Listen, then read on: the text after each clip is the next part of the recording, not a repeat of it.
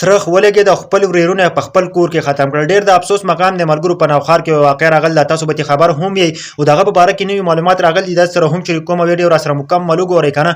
تر لګېدلی دی خپل ورېرونه چې دین خپل کور ته راغوښتي دي او په روټۍ په ټیم کې چې دین هغه د دنیا نه رخصت کړي دي. ښه درې ورونه رخصت کړي دي او یو ورور چې دی نو هغه لا ژوندی پاتې دی او هغه چې دی نو د خپل ورونو ګوتمې ورسره هم ورسره دي، هغه پیسې ورسره هم ورسره چې هغه په عین ولادت پاتې دي. نن سبا په هېڅ چا باندې اعتبار نشي کولی. د تره زامن چې دی نو هغه خلک به ورته تربوران ویل او بالکل تربوران دي. نن سبا په عامه معاشره کې د تره زامن نشته دی، تربوران دي. خلک به ورته مخکې ویل که نه وایي دا زموږ تربوران دي، موږ به نه منله. تربوران دي بالکل ملګرو، ځکه چې خپل دې نشي بې عزته کولی، خپل چې دی نو خپې دله نشي والی، نو بل سړی دله خپې نه وایي. ښه چې خپل دې نشي بې عزته کولی، بل سړی دې نشي بې عزته کولی. ویبنون لوټه غیر میکي ادم ته که نه د تره او د تره زوی ولګېدله او د نور د تره زامن چې دی نو هغه یې ختم کړل، هغه یې د دنیا نه رخصت کړل. ولې چې هغه په زندګي کې کامیاب و، خپل محنت یې کړی او خپل سټرګل یې کړی او هغوی چې دی نو هوټلي په بارمنکلو کې په اټلي کې یو په سایپرس کې و او هغه راغلو د خپل ورور واده له په 21 جون باندې واده و ملګرو. چې هغه واده وشو د یو ورور چې دی نو د سټوډنټۍ په ویزه باندې واپس تللو او نور چې دی نو هغه نور هم دوی اټلي ته واپس تلل. خو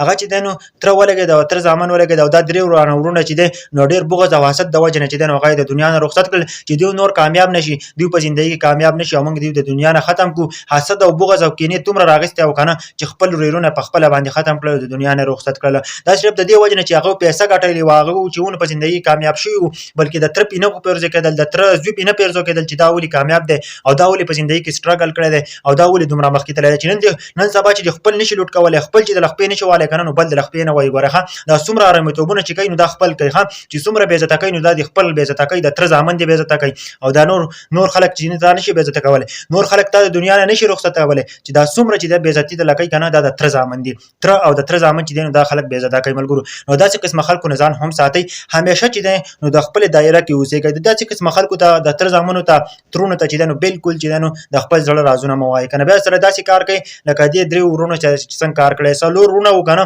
او درې چې دی نو هغه یې د دنیا نه رخصت کړلو، هغه یو پاتې شو. د یو واده و دا نور ورونه وله راغلي وو. یار ډېر د افسوس مقام دی، دې کس له عزیز سزا ورکړلی شي که نه، پانسي دې وله ورکړلی شي چې بله ورځ د بل کس داسې نه کوي. یار ځکه چې د ځمکې په ټوکړه باندې یا هغه کامیاب شوی د هغه سره پیسې دي نو ته به د پیسو په وجه باندې اوس خپل وراره چې دی نو د دنیا نه رخصتی، خپل د تره زوی چې دی ته به د دنیا نه رخصتی. ملګرو په دې باره کې تاسو څه وایئ؟ دا د نورو ملګرو سره ضرور شیر کړئ او د خپل تره او د تره زامنو نه ضرور چې دی نو خیال ساتئ، هسې نه چې تاسو هم د دنیا نه رخصت کړئ. په دې وجه باندې چې چېرته هم کامیاب یې که نه نو ځان ضرور خیال ساتئ. دغه خلکو خوا ته ضرور چېرته هم مه کښېنئ چې کوم خلک چې تاسو ته بغض کینې ساتي او تاسو ته په زړه کې حسد ساتي.